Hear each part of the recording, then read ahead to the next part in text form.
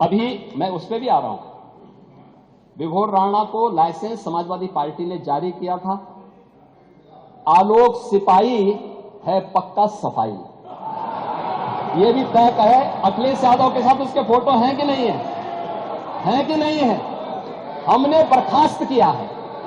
देखिए, हमारी सरकार ने बर्खास्त किया है, हमने उसको बर्खास्त किया है, लेकिन अखिलेश यादव को कुछ गिफ्ट दे रहा है। ये फोटो भी जारी हुई थी ना, ये फोटो भी आपने देखी होगी। इसके अलावा अरे सुनो भाई, इसके अलावा और कुछ आपको सुनना है तो हम आपको और भी चीजें दे देते हैं।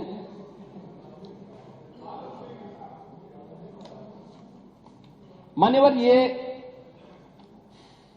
प्रदेश के अंदर, देश के अंदर जो भी कार्रवाई हुई है, उत्तर प्रदेश पहला राज्य है जिसने इस इल्लीगल डाइवर्जन को हम लोगों ने एनडीपीएस के अंतर्गत लेकर के इस पे प्रभावी कार्रवाई की है और हमारी कार्रवाई वर्तमान में प्रचलित है। हमने पहले भी कहा 77 अभियुक्तों को हम अब तक गिरफ्तार कर चुके हैं। कोई भी बचने नहीं पाएगा। जो भी अपराधी होगा,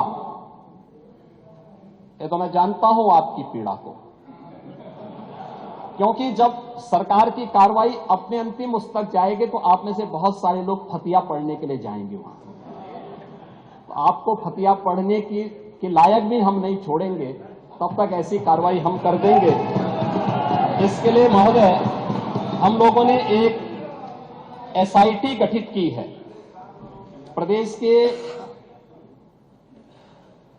आईजी कानून, लॉ एंड ऑर्डर की अध्यक्षता में एक एसआईटी गठित की है, जिसमें यूपी पुलिस और एफएसडीए के अधिकारी भी शामिल हैं पूरे प्रदेश भर में।